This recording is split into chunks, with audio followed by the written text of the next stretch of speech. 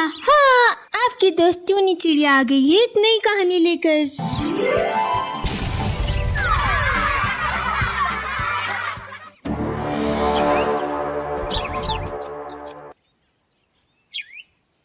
ये कहानी सुंदरबन की है, जहाँ बहुत से पशु पक्षी हंसी खुशी रहा करते थे। इसी जंगल में टुनटुनी चिड़िया अपने पति सोनू के साथ और अपने 3 बच्चों गोलू, मोलू और चिंकी के साथ रहा करती थी। टूनी बहुत ही डरपोक चिड़िया थी। वो रात के समय कभी भी घर से बाहर नहीं जाती थी, जबकि उसका पति और बच्चे बहुत ही निडर थे। सोनू को ईश्वर और भूत प्रेत पर बिल्कुल विश्वास नहीं था। टूनी चिड़िया ने डरते हुए कहा, अजी सुनते हो, रात हो चुकी है, अब तो मुझे डर लग रहा है। ऐसा करते हैं कि पार्टी में जाना कैंसिल करते हैं। अरे मेरी डरपोक बीवी, रात में ही तो पार्टी होती है, और फिर ये पार्टी तो मेरे बॉस ने नया प्रोडक्ट लॉन्च करने की खुशी में रखी है। भाई अगर कंपनी का मैनेजर ही पार्टी में नहीं गया तो सोचो कितनी बदनामी होगी। क्या तुम अपने पति की तरक्की नहीं देखना चाहती? तुम्हें तो मेरी कोई परवाह ही नहीं। ठीक है बच्चों, अपना ख्याल रखना, हम बस 2 घंटे में लौट आएंगे। बच्चों को घर पर छोड़कर दोनों पार्टी के लिए उड़ गए। पार्टी तो बहुत ही शानदार थी। वहाँ से लौटते समय टूनी को लगा जैसे कोई उनका पीछा कर रहा है। टूनी ने डरते हुए कहा, सुनो जी, लगता है कोई हमारे पीछे पीछे आ रहा है।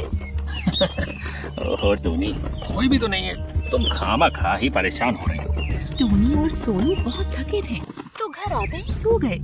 कुछ ही देर बाद अचानक चिंकी जोर से चीखी, मम्मी पापा जल्दी आइए। टूनी और सोनू घबराए से वहाँ पहुँचे।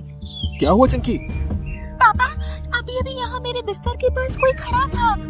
देखा, मैंने कहा था ना कि कोई हमारे पीछे पीछे यहाँ तक आ गया। सोनू ने और उसके बेटों ने पूरा घर ढूंढ डाला, पर वहाँ कोई भी नहीं था।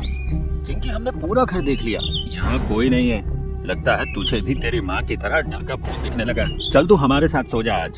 चिंकी अपने मम्मी पापा के बीच सो गई, पर टूनी को बहुत देर तक नींद नहीं आई। उसने सोच लिया कि कल वो पंडित तोताराम के पास जाकर इस विषय में बात करेगी। अगले दिन पति को ऑफिस रवाना करके टूनी पंडित तोताराम के पास पहुंची। पंडित जी, मेरे पति तो मेरी बात पर विश्वास ही नहीं करते, पर मुझे लगता है कि कल रात कोई भूत का साया हमारे पीछे पीछे हमारे घर तक पहुंच गया है। मेरी बेटी ने भी उसे देखा था।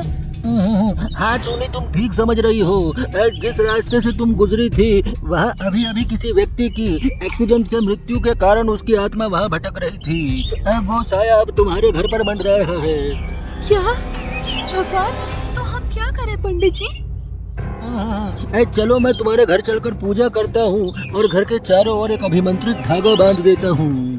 तोताराम ने टूनी के घर आकर पूजा की और एक अभिमंत्रित धागा उसके घर के चारों कोनों पर बांध दिया। टूनी, ये लो अभिमंत्रित ताबीज, इन्हें सबको पहना देना।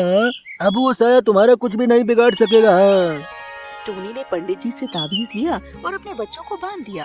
शाम को जब सोनू घर लौटा तो उसने घर में पूजा पाठ की सामग्री और चारों ओर बंधे धागे को देखा। टूनी, ये सब क्या है? मैंने पंडित जी को कल वाली बात बताई तो उन्होंने बताया कि उस सड़क पर एक पक्षी का एक्सीडेंट हुआ था। उसकी आत्मा ही हमारे पीछे पीछे घर पहुंच गई है। पंडित जी ने उस साए से बचने के लिए ताबीज दिए हैं और घर के चारों ओर धागा बांधा है। टूनी ने सोनू के हाथ पर ताबीज बांधने की कोशिश की तो गुस्से से उसने ताबीज फेंक दिया और घर के चारों ओर लगा धागा भी तोड़ दिया। ओह, मैं तो तुमसे तंग आ गया हूँ। अरे अभी तक तो तुम सिर्फ रात में बाहर जाने से डरती थी, और अब तो बाबा ओझाओं के चक्कर में भी पड़ गई। अरे मुझे इन दकियानूसी बातों में विश्वास नहीं है, और मैं नहीं चाहता कि मेरे बच्चे इनमें विश्वास करें। दोबारा वो ढोंगी बाबा यहाँ नहीं दिखना चाहिए, वरना मुझसे बुरा कोई नहीं होगा। टूनी सोनू का रौद्र रूप देखकर डर गई और रोने लगी। आधी रात में अचानक घर में किसी की हंसी गूंजने लगी तो सबकी नींद खुल गई। बच्चे भी दौड़कर मम्मी पापा के पास पहुंच गए। तभी कमरे में एक अर्धपारदर्शी साया प्रकट हुआ। तुम ना मुझसे पीछा छुड़ाने के लिए जादू टोना कर रहे थे। मैं यहाँ से नहीं जाऊंगा। तुमने मेरे साथ अन्याय किया है, उसका बदला मैं लेकर रहूंगा। अरे हमने तुम्हारे साथ क्या अन्याय किया है? क्यों भूल गए? मैं मंगल हूँ तुम्हारे साथी। हम एक ही ऑफिस में काम करते थे। तुमने मेरे प्रोजेक्ट को अपना बताकर खुद तरक्की हासिल कर ली। इसी गुस्से में मैं तेज रफ्तार से उड़ा चला जा रहा था। तभी अंधेरे में एक पेड़ से टकराकर मैं घायल हो गया और मेरी वहीं पे मृत्यु हो गई। उस पार्टी में तुम्हारे बॉस ने प्रोजेक्ट का सारा श्रेय दे दिया था, जबकि वो तो मेरी मेहनत थी। बताओ मेरे बीवी बच्चे का अब क्या होगा? मैं अब तुम्हारे परिवार को नहीं छोड़ूंगा, मैं तुम्हें नहीं छोड़ूंगा। ये सुनकर सोनू रोने लगा।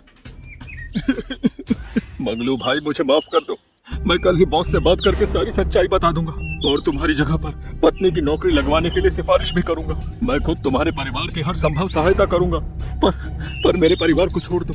अरे उन्होंने तुम्हारा क्या बिगाड़ा है?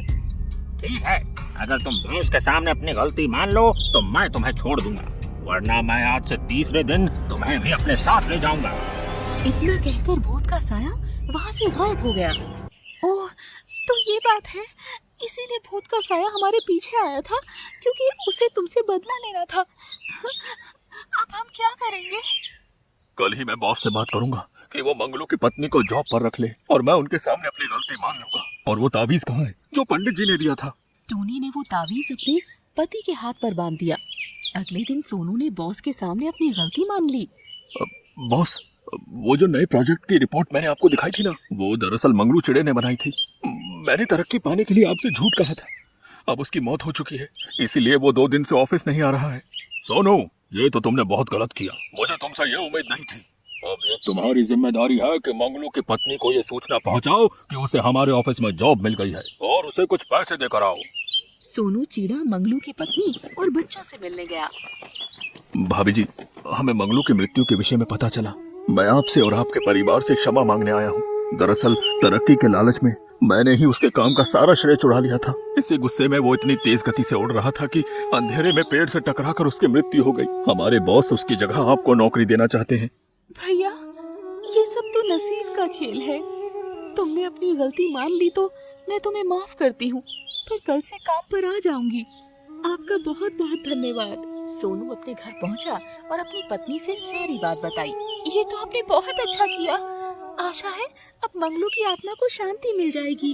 उस रात मंगलू की आत्मा फिर दिखाई दी। सोनू, तुमने मेरी पत्नी की सहायता की, इससे मैं खुश हूँ। अब मैं खुशी खुशी दूसरी दुनिया की यात्रा कर सकता हूँ और अब मैं तुम लोगों को कभी परेशान नहीं करूँगा। मंगलू भाई, मैं एक बार फिर तुमसे माफी मांगता हूँ और वादा करता हूँ कि भाभी जी और बच्चों का पूरा ध्यान रखूंगा। तुमने तो मेरी आंखें खोल दी और मुझे मेरी गलती का एहसास करा दिया। आज के बाद मैं कभी किसी के साथ बेईमानी नहीं करूंगा। भूत का साया हमेशा के लिए चला गया।